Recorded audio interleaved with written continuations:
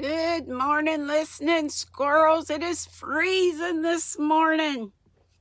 It's gray. It's a gray day, but every day's wonderful because this is the day that the Lord hath made. Let us be glad and rejoice in it. So, yay! It's a day, and we're here. Chapter 11. And I'm on my phone. So, again, it did great yesterday. I'm praying it'll not cut me off today, so let me get started. Chapter 11 on Anne of Windy Poplar's Year 2. Anne, correcting examination papers in the tower room one mid-June evening, paused to wipe her nose. She had wiped it so often that evening that it was rosy red and rather painful. The truth was that Anne was the victim of a very severe and very unromantic cold in the head. It would not allow her to enjoy the soft green sky behind the hemlocks of the evergreens. The silver white moon hanging over the Storm King. I don't know what the Storm King is. Do y'all? Put it in the comments if you know what that is. The haunting perfume of the lilacs below her window, or the frosty blue penciled irises in the vase on her table.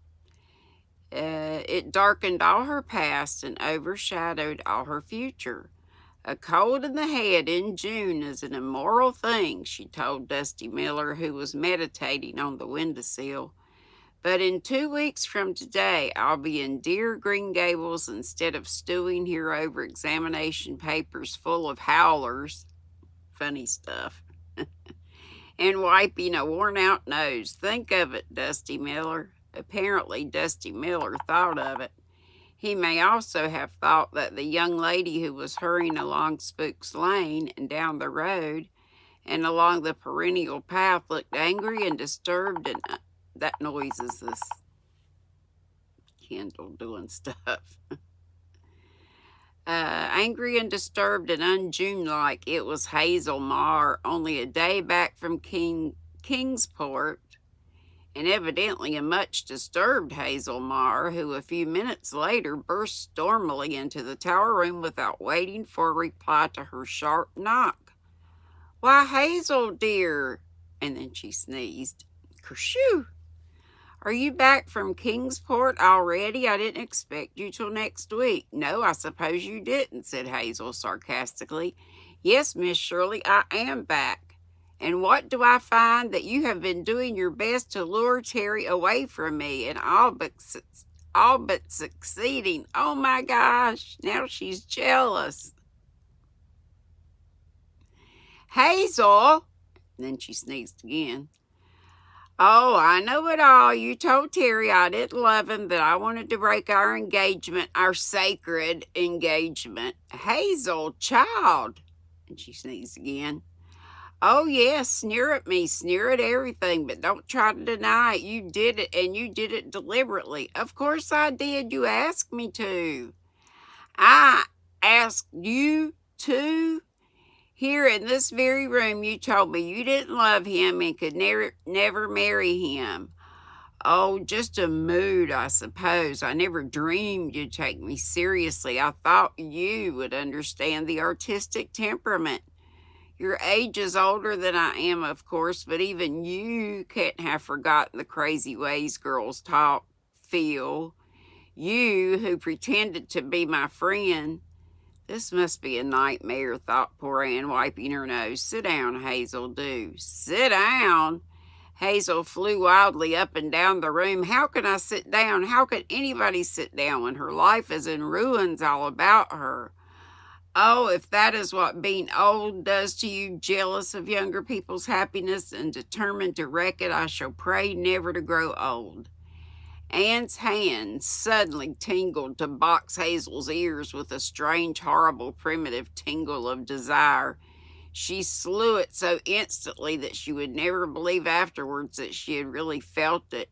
She did think a little gentle chastisement was indicated. "If you can't sit down and talk sensibly, Hazel, I wish you would go away." A very violent curfew. Sneeze. I have work to do. Sniff, sniff, snuffle. I'm not going away till I have told you just what I think of you. Oh, I know. I've only myself to blame. I should have known. I did know. I felt instinctively the first time I saw you that you were dangerous.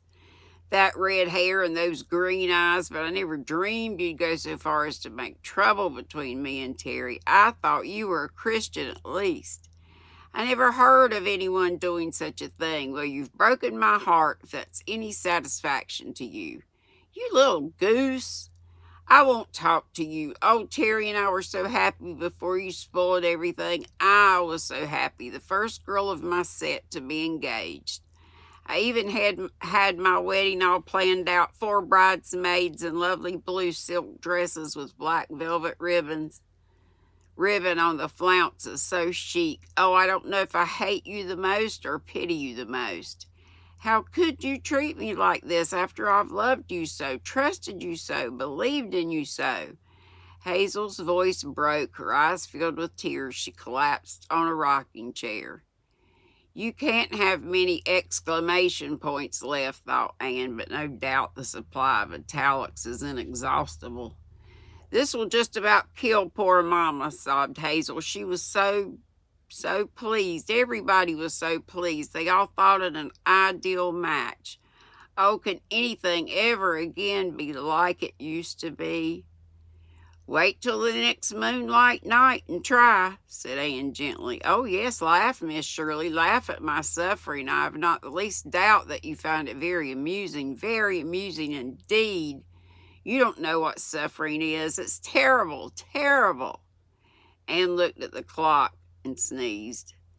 Then don't suffer, she said unpityingly. I will suffer. My feelings are very deep. Of course, a shallow soul wouldn't suffer, but I'm thankful I'm not shallow, whatever else I am. Have you any idea what it means to be in love, Miss Shirley? Really deeply, wonderfully in love, and then to trust and be deceived? I went to Kingsport so happy, loving all the world. I told Terry to be good to you while I was away, not to let you be lonesome.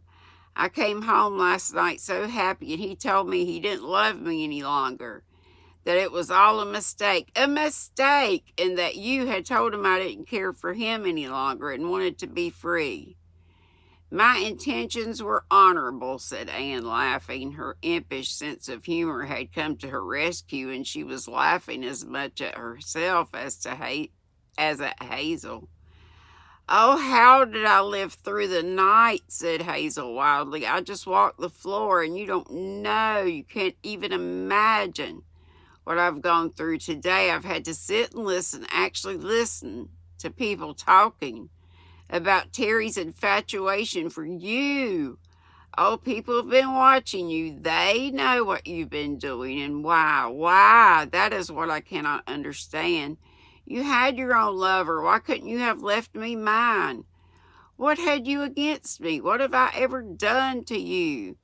I think, said Anne, thoroughly exasperated, that you and Terry both need a good spanking if you weren't too angry to listen to reason.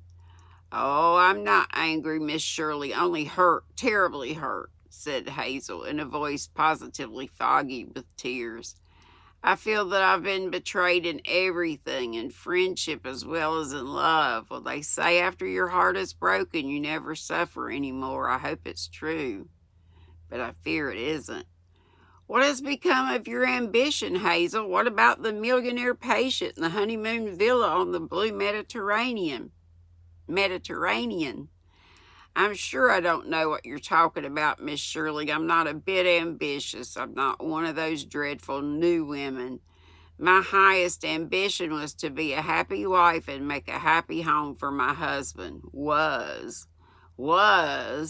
To think it should be in past tense. Well, it doesn't do to trust anyone. I've learned that. A bitter, bitter lesson. Hazel wiped her eyes, and Anne wiped her nose, and Dusty Miller glared at the evening star with the expression of a misanthrope. I probably screwed that up. You'd better go, I think, Hazel. I'm really very busy, and I can't see that there is anything to be gained by prolonging this interview. Hazel walked to the door with the air of Mary, Queen of Scots, advancing to the scaffold, and turned there dramatically.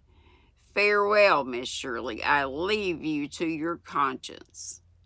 Anne, left alone with her conscience, laid down her pen and sneezed 3 times and gave herself a plain talking to. You may be a BA, Anne Shirley, but you have few things to learn. You have a few things to learn yet. Things that even Rebecca Dew could have told you, did tell you. Be honest with yourself, my dear girl, and take your medicine like a gallant lady. Admit that you were carried off your feet by flattery. Admit that you really liked Hazel's professed adoration for you. Admit you found it pleasant to be worshipped. Admit you liked the idea of being a sort of, this is Latin, deus ex machina, saving people from their own folly when they didn't in the least want to be saved from it. And having admitted all this and feeling wiser and sadder and a few thousand years older, pick up your pen and proceed with your examination papers, pausing to note in passing that Myra Pringle thinks a giraffe is an animal that abounds in Africa. Well, let's try to go on to chapter 12. A week later, a letter came for Anne, written on pale blue paper, edged with silver. Dear Miss Shirley, I'm writing this to tell you all misunderstanding is cleared away between Terry and me, and we are so deeply, intensely, wonderfully happy that we have decided we can forgive you. Terry says he was just moonlighted into making love to you, but that his heart never really swerved in its allegiance to me. He says he really likes sweet, simple girls that all men do, and he has no use for intriguing, designing ones. We don't understand why you behaved to us as you did. We never will understand. Perhaps you just wanted material for a story and thought you could find it tampering with the first sweet, tremulous love of a girl. But we thank you for revealing us to ourselves. Terry says he never realized the deeper meaning of life before. So really it was all for the best. We are so sympathetic. We can feel each other's thoughts. Nobody understands him but me, and I want to be a source of inspiration to him forever. I'm not clever like you, but I feel I can be that. For we are soulmates and have vowed eternal truth and constancy to each other, no matter how many jealous people and false friends may try to make trouble between us. We are going to be married as soon as I have my trousseau ready. I'm going up to Boston to get it. There really isn't anything in Summerside. My dress is to be white moiré, and my traveling suit will be dove gray with hat, gloves, and blouse of delphinium blue. Of course, I'm very young, but I want to be married when I'm young, before the bloom goes off life. Terry is all that my wildest dreams could picture, and every thought of my heart is for him alone. I know we're going to be rapturously happy. Once I believed all my friends would rejoice with me in my happiness, but I learned a bitter lesson in worldly wisdom since then. Yours truly, Hazel Marr. P.S. 1. You told me Terry had such a temper. Why, he's such a perfect lamb, his sister says. And she's the one that said it. H.M. for Hazel Marr. P.S. 2. I've learned that lemon juice will bleach freckles. You might try it on your nose. H.M. To quote Rebecca Dew, remarked Anne to Dusty Miller, postscript number 2 is the last straw. And that's all in chapter 12. So, yay, we'll stop there and read chapter 13 tomorrow. Yay! Today is hump day. And you know what that means? Live at 5. Tea with Granny D. So bring your projects, bring your tea, bring your snack, whatever. And be here at 5 Eastern. Set an alarm. Don't depend on notifications. You know, those things don't work most of the time, or for a lot of people. Okay, love you bunches. Be sweet. Don't be ugly. Bye-bye. Love you.